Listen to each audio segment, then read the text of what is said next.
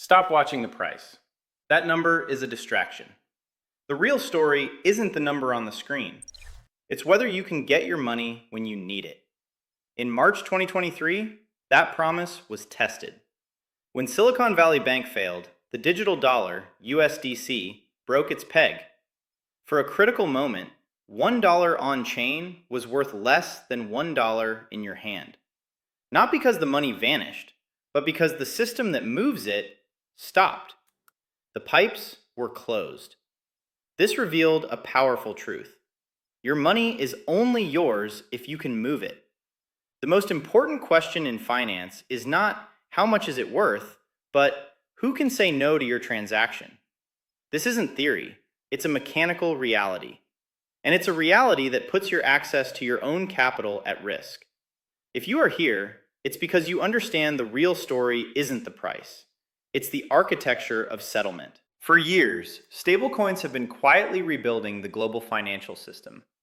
The market grew explosively through 2025, reaching a capitalization of over $300 billion. Projections now approach trillions by the end of the decade. A normal cross-border payment can take days. A stablecoin transaction settles in minutes. The velocity of money has gone vertical.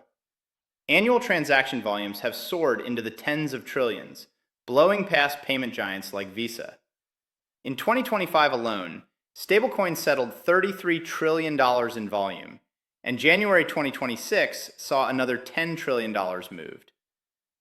On the surface, this looks like progress. Faster cycles, higher liquidity, the system appears stronger. This is a dangerous illusion. This speed is not creating stability. It is exposing the immense pressure on the old system. Every transaction is a claim on the underlying reserves backing these digital dollars. When you accelerate those claims by a factor of 1,000, you stress test the very foundation of the financial structure. To their credit, issuers have become sophisticated. Tether holds the vast majority of its reserves in ultra-safe US Treasury bills. Circle holds its USDC reserves in cash and a government money market fund managed by BlackRock. They are now systemically important institutions. But all these reserves still live inside the old system. The treasuries, the cash, the funds, they all settle on traditional financial rails. Rails that run 9 to 5. Rails that close on weekends. Rails that can be frozen by a single entity. Stablecoins built a high-speed rail network on top of dirt roads. They are the accelerator, not the endgame. They expose the fundamental limits of a paper settlement system never built for this speed. Liquidity is a feature of confidence. When you believe an asset can be settled, you treat it as liquid. When that confidence dies, liquidity vanishes instantly. This promise, the promise of both paper and digital dollars, breaks in 3 predictable ways. First, the cash settlement bottleneck. The traditional banking system is not a 24/7 machine. The USDC depeg proved this. When SVB went under, Circle's funds were frozen. The money was there, but it was inaccessible. Confidence evaporated because the crypto market operates 24/7, but its settlement layer does not. Second, delivery and custody constraints. Settlement is not just a number changing on a screen. It's the final, irreversible transfer of an asset. An asset in a London vault is subject to UK law. A government can freeze it.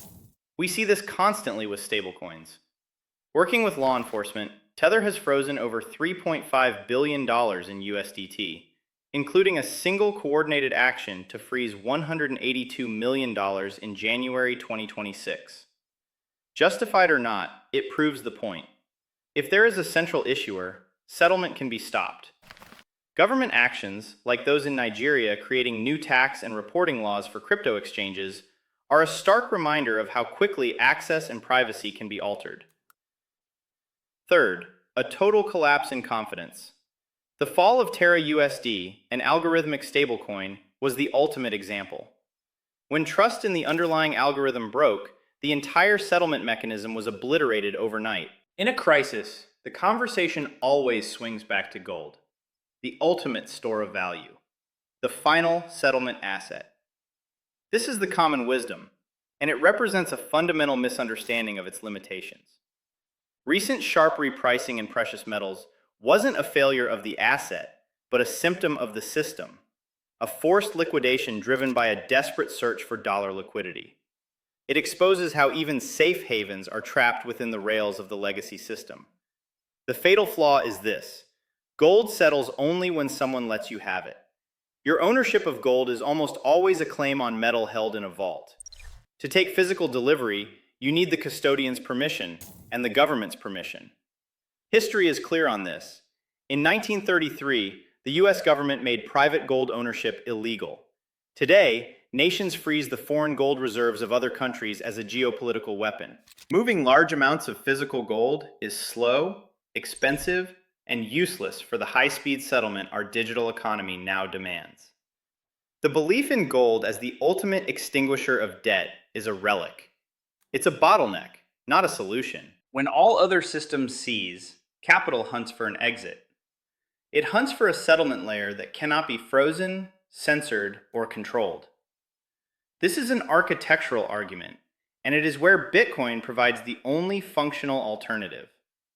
Its power comes from four properties that no other asset in history has possessed simultaneously. First, no counterparty risk. When you hold Bitcoin, you hold the asset itself, not a claim on an asset held by a third party.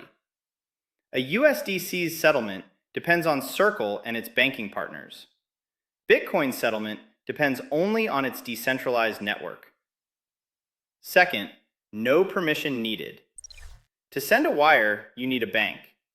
To redeem a stablecoin, you need the issuer. At every step, a gatekeeper can say no. A valid Bitcoin transaction cannot be blocked.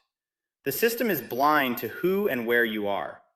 It is the only truly censorship-resistant settlement layer. Third, irreversible finality. A bank transfer can be reversed.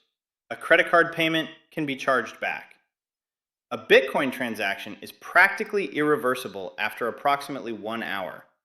It cannot be clawed back or reordered. Fourth, no delivery layer.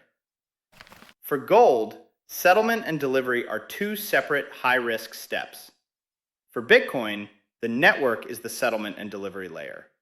The transfer of the asset and its finality happen in the same place at the same time. Gold settles when a custodian lets you have it. Bitcoin settles when the network confirms it. The pieces are on the table. They point to a clear observation, not a prediction. First, the acceleration of liquidity continues.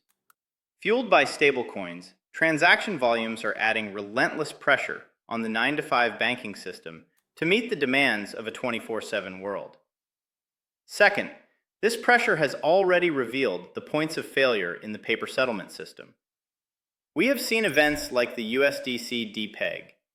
We have faced a credit freeze, not because money was gone, but because the machinery to move it had seized. Third, in that crisis, settlement itself became the scarcest resource. The ability to achieve final, permissionless settlement proved to be the most valuable commodity in the world. This isn't an endgame that is coming. It is a mechanical reality that has already been revealed. This is where Bitcoin's role becomes clear, not out of hype, but out of sheer mechanical necessity. It is the settlement layer of last resort because it is the only one that remains independent of the fragile legacy system upon which all other assets rely. This is not a forecast about price. It is an observation about the flow of value when trust is broken. The great acceleration started by stablecoins does not end with them. They were the catalyst. When the system's bottleneck became a choke point, the world saw the release valve built for this exact moment. You are a settlement watcher. You see the architecture for what it is. The final settlement is not a debate, it is an observation. This was the final part of our 3-part series on the architecture of money. In part 1, we explored how the promise of physical gold breaks down under institutional pressure. In part 2, we examined how the paper promises of the traditional banking system create bottlenecks and control points. And in this video, we saw how the acceleration of digital finance exposes the unavoidable need for a permissionless settlement layer of last resort. If you missed parts 1 and 2, you can watch them now on the end screen. This channel goes deeper than headlines to explore the fundamental shifts that will define the next decade. If that is what you are here for, subscribe. And leave a one-word comment below: settlement.